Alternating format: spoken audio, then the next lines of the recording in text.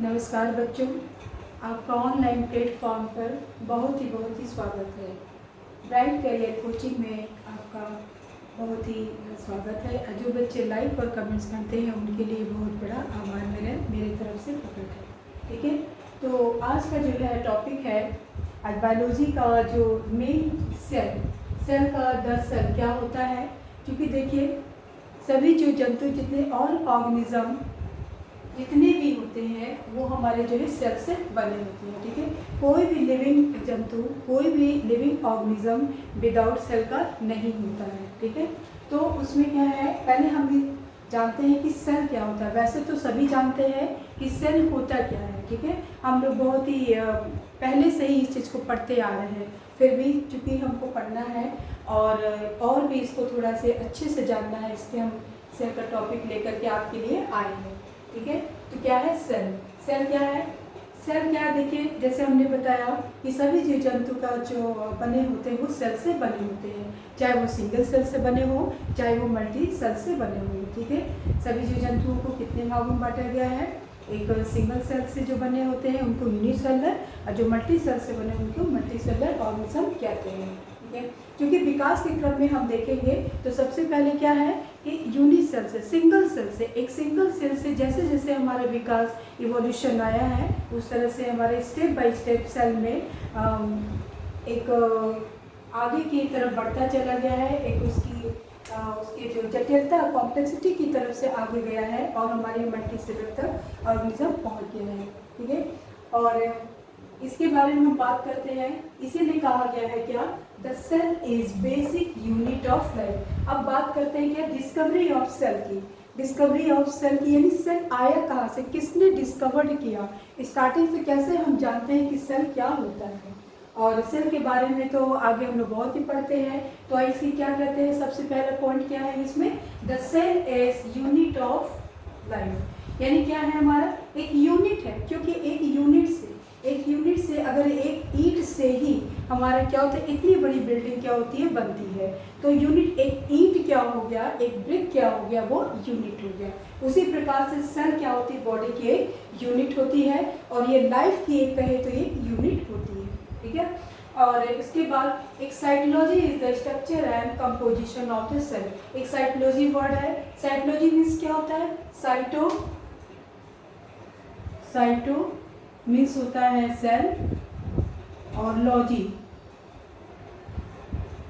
To study.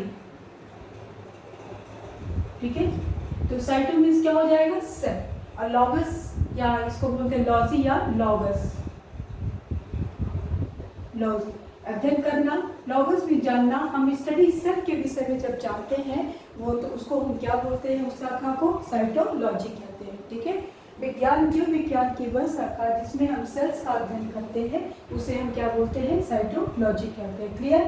The term cell, जो ये term आया, जो सेल वर्ड आया, जो ये शब्द आया, ये कहाँ से आया है, ये Greek word kytos, kytos means Greek word में काइटोस को बोलते हैं, क्या बोलते हैं, सेल बोलते हैं। ठीक है, और जो लैटिन भाषा में होते हैं वो सेला, सेला को क्या बोलते हैं, हॉलो स्पेस।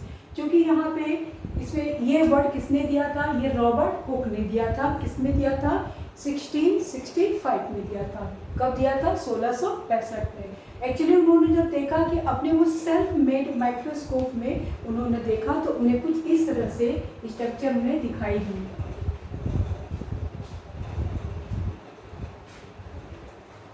इस तरह से। ठीक है, तो उन्होंने क्या देखा, ये हॉलो स्पेस, इसमें बीच में उन्होंने उनको कुछ भी नहीं दिखाई दिया, बस मधुमक्खी के छत्ते के आकार से बहुत सारी उनको संरचना दिखाई दी। जो संरचना जिससे उन्होंने देखा था, उनका सेल्फ क्रिएटेड माइक्रोस्कोप था। तो इस मधुमक्खी के छत्ते के आकार, बस उन्होंने एक स्ट्रक्चर देखा और उसका नाम उन्होंने क्या रख दिया, सेल। ठीक है, लैटिन भाषा में सेला को क्या बोलते हैं, हॉलो स्पेस। ये हॉलो स्पेस है बीच में, और ये क्या है, ये एक बाउंड्री से ये क्या है, चारों तरफ से घिरा हुआ है। एक घर की तरह से, एक कोठरी की तरह से संरचना दिखाई दी, उन्होंने क्या कहा, उसको सेल कहा। ठीक है, कब कहा, 1665 में। किसने कहा, रॉबर्ट हुक ने किया। ठीक है, clear? All the collection of essay under the title Micrographia in London. ये क्या है, उन्होंने उस समय जब रॉबर्ट हुक ने लगभग 60 से ज़्यादा उन्होंने खोज किए थे, एक्सपेरिमेंट किए थे, फिर उन्होंने सबको, उनकी एक बुक है, क्या थी, माइक्रोग्राफिया, ठीक है। तो उन्होंने सारे लेक्चर को अपने एक ऐसे के रूप में माइक्रोग्राफिया नामक बुक्स में उन्होंने उसको लिखा, उसका वर्णन उसमें किया, ठीक है। कहाँ पे, इन लंदन में, लंदन में माइक्रोग्राफिया नामक बुक का उन्होंने वहाँ पे सारे चीज उसमें, सारे ऐसे के रूप में उनके जितने कलेक्शन थे, जितने उनकी खोजें थी, उन्होंने उसमें उसका वर्णन किया। माइक्रोग्राफिया नामक ये क्या है बेटा, ये बुक है, ठीक है, ये उनकी बुक है। अब उसके बाद आते हैं, अब इन्होंने तो, रॉबर्ट हुक ने तो ये 1665 में सेल की खोज की, लेकिन वो क्या है, वो डेड सेल में की, ठीक है, याद रखना क्या है बेटा, वो डेड सेल में है। अब उसके बाद क्या होगा, एंटिवॉन लिवॉन हुक, एंटिवॉन लिवॉन हुक एक साइंटिस्ट थे, वो 1683, ये कब था, 1665 में, और ये क्या है 1683 में ऑब्जर्व किया लिविंग सेल। उन्होंने क्या ऑब्जर्व किया, लिविंग सेल में जैसे बैक्टीरिया, प्रोटोजोआ और आरबीसी में उन्होंने सेल की खोज की। लिविंग सेल में उन्होंने खोज की, बैक्टीरिया, प्रोटोजोआ, आरबीसी में, रेड ब्लड कार्बोसन, इसमें उन्होंने सेल की खोज की थी, ठीक है। और उसके बाद उन्होंने भी, और इसके अलावा क्या थी, bacteria, protozoa, RBC and sperm, और उन्होंने भी यही काम किया, अपने सेल्फ माइक्रोस्कोप में खोज किया था, क्योंकि इस समय इतना एडवांस था नहीं माइक्रोस्कोप का, कोई भी माइक्रोस्कोप का निर्माण उस समय नहीं हुआ था, नहीं बना था, ठीक है। अब 6 पॉइंट पे क्या करेंगे, अब देखिए, Alfonso Corti 1772 observe substance in the cell. जो सेल जो होती है, सेल में बहुत सारी चीज़ें, सेल ऑर्गेनेलिस वगैरह, उसके कई अंग पाए जाते हैं, तो उसके सब के जो जितने भी सबस्टेंस हुए, उसके सेल के जितने सबस्टेंस, यानी सेल में जितनी चीज़ें उपस्थित रहती हैं, जितनी सब्सटेंस उसमें उपस्थित रहती है, उसकी किसने खोज किया था, एल्फोंसो कॉर्टी ने 1772 में किया था, 1772 में उन्होंने उसको सब्सटेंस की खोज की थी, ठीक है। अब देखिए इसमें क्या है, अब देखिए रॉबर्ट ब्राउन, सभी लोग जानते हैं रॉबर्ट ब्राउन, 1831 कहीं कहीं किताबों में यहाँ पे 1833 भी दिया हुआ है, इससे आप लोग कंफ्यूज मत होइएगा। 1831 और 1833 दोनों ईयर दिया हुआ है। उन्होंने क्या ऑब्जर्व किया, उन्होंने ये ऑब्जर्व किया कि कुछ राउंड स्ट्रक्चर होता है कि जो कि सेल के अंदर उपस्थित होता है। जैसे क्या है, ये सेल है, ये कुछ राउंड जैसा स्ट्रक्चर उन्होंने ऑब्जर्व किया। किसमें ऑब्जर्व किया उन्होंने, ऑर्किड रूट के, ऑर्किड जो प्लांट्स होते हैं उसके रूट में उन्होंने ऐसा देखा, कुछ राउंड टाइप का कुछ गोल स्ट्रक्चर उनको दिखाई दिया, तो उसको उन्होंने क्या किया, उनको जो टर्म है वो टर्म कौन सा दे दिया, न्यूक्लियस, न्यूक्लियस। तो रॉबर्ट ब्राउन ने न्यूक्लियस की खोज की, ठीक है।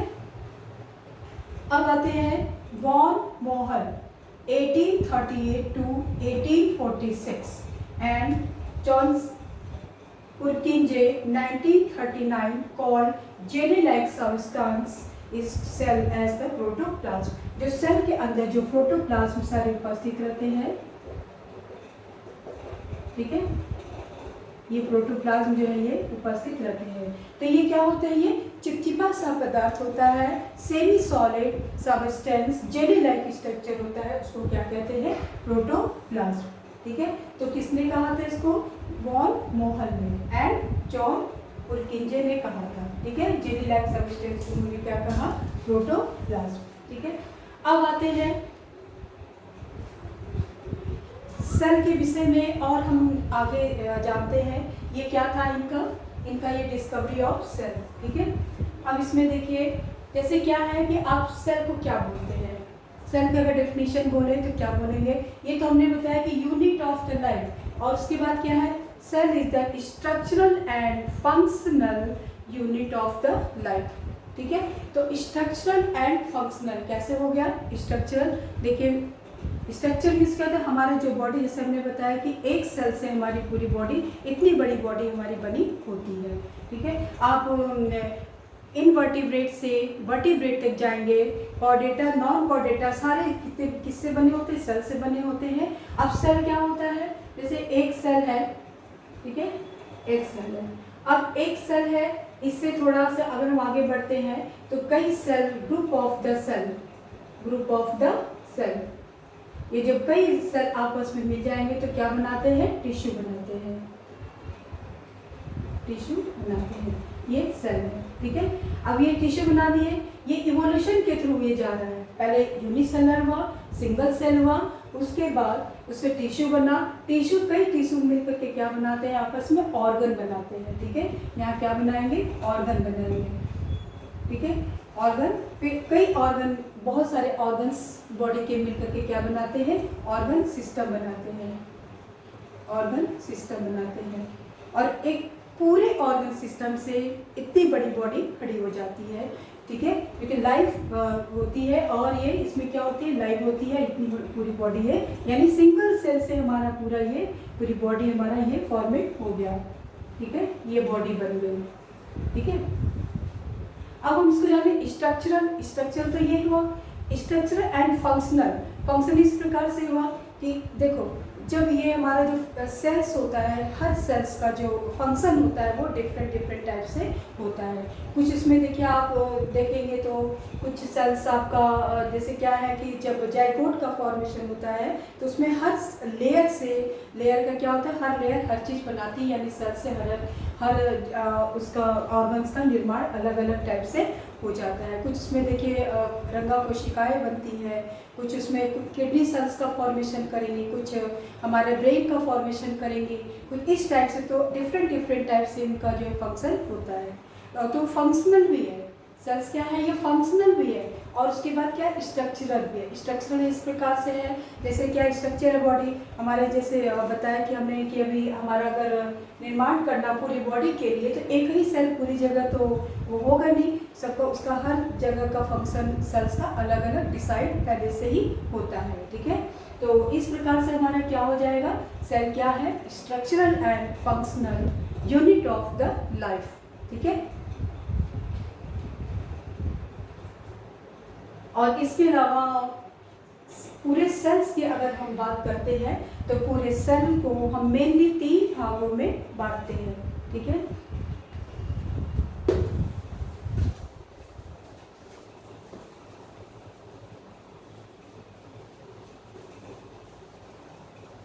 सेल को समझने के लिए हमें सेल्स को 3 भागों में बांटना होगा। पहला क्या है, सेल मेम्ब्रेन,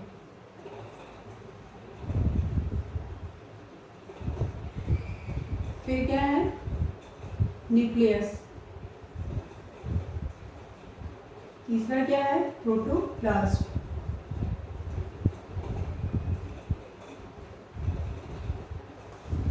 प्रोटोप्लाज्म। अब सेल मेम्ब्रेन की हम बात करें तो हमें डिफरेंट, देखिए सेल के लिए, सेल मेम्ब्रेन के लिए इसकी बेसिक चीजें जान लीजिए। सेल क्या, सेल मेम्ब्रेन में क्या है, सेल मेम्ब्रेन क्या होता है, जैसे ये सेल है, ठीक है, सेल, ये क्या हो गया, ये सेल मेम्ब्रेन हो गया। ये एनिमल सेल की बात हो रही है, एनिमल सेल। और प्लांट सेल की बात करें तो प्लांट सेल, इसमें ये डबल लेयर होती है। तो जो ये वाली जो होती है, ये होती है सेल मेम्ब्रेन।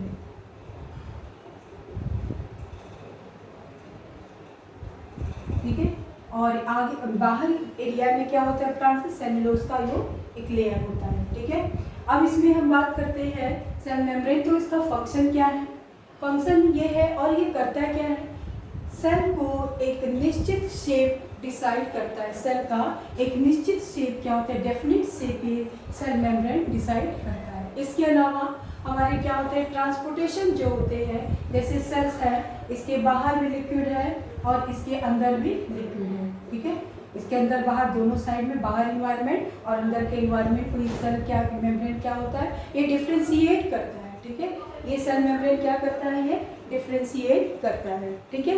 और इसके क्या कुछ चीज़ें ये, और इसके बाद ये क्या है, ये सेमी परमिएबल,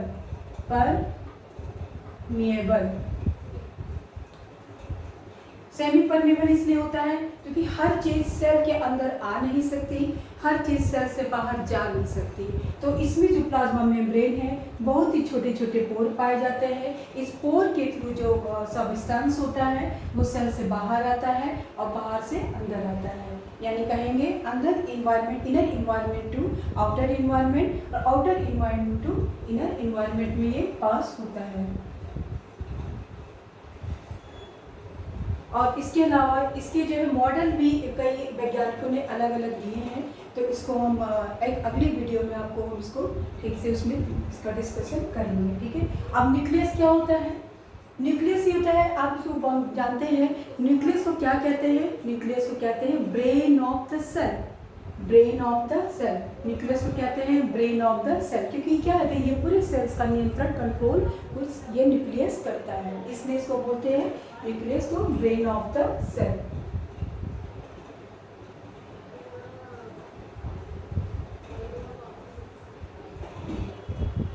अब आते हैं ये प्रोटोप्लाज्म क्या है। देखिए जो कोशिका में जो भरा रहता है मेनली उसको बोलते हैं प्रोटोप्लाज्म को। ये होता है, ये देखिए ये सब क्या है, ये जेली लाइक जो स्ट्रक्चर होते हैं वो प्रोटोप्लाज्म है। और जो न्यूक्लियस के अंदर रहते हैं यहाँ पे न्यूक्लियोलस पाया जाता है। न्यूक्लियस के अंदर जो होते हैं उसको बोलते हैं न्यूक्लियोप्लाज्म, न्यूक्लियोप्लाज्म। साइटोप्लाज्म में क्या होता है? साइटोप्लाज्म,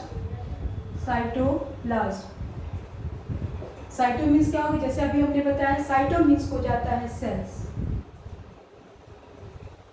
प्लाज्म मीन्स मान लो जेली लाइक स्ट्रक्चर जो होते हैं उसको कहते हैं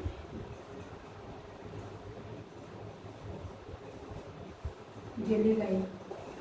ये होता है ये लिक्विड,